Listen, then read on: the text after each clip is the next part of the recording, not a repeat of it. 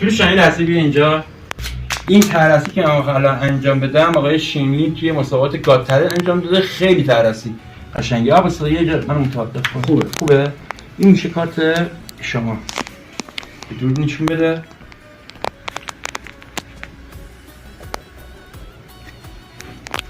من این کارت عباس آقا رو میذارمش توی دسته و یه بارم باز بهش میدارم. داری میگیری؟ اب نداره، بذار من موندم. چند تا کارت ها افتاد. خب بچه ما الان دسته رو به 4 قسمت تقسیم میکنم. این رو میذاریم اینجا پیش عباس آقای کارت رو انتخاب کرده. این هم میذاریم اینجا جای آقا سروش، آقا کیا و این هم میذاریم جای خودم. خب بچه ها عباس دست کارت بگی تو دستت. خب بچه من هر کاری کردم شما هم انجام بدید. یا اصلا عباس آقا از 1 تا 5 عددی بگو.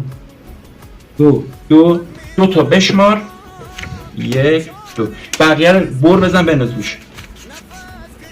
اوکی. مثلا 1 تا 5 مثلا من 3 1 2 3 اینا رو من بر میزنم میذارم روش. شما 4 بزن.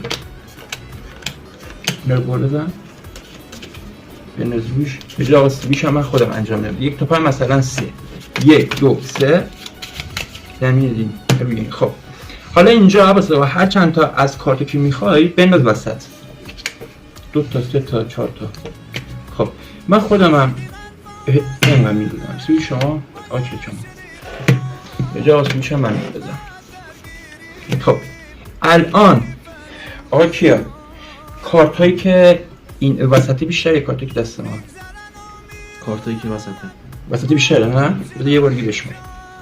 1 2 3 4 5 6 7 8 9 10 11 و 12 13 14 15 16 17 18 19 20 21 22 23 تقریبا نصف بیشتر کارت ها وسطه. خب چند درصد احتمال داره کارت عباس آقا که انتخاب کرده اینجا باشه و یا اینجا باشه؟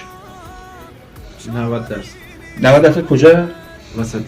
وسطی. عباس آقا کارت که انتخاب کردی چی بود؟ 5 پیک. کارت رو کن. واه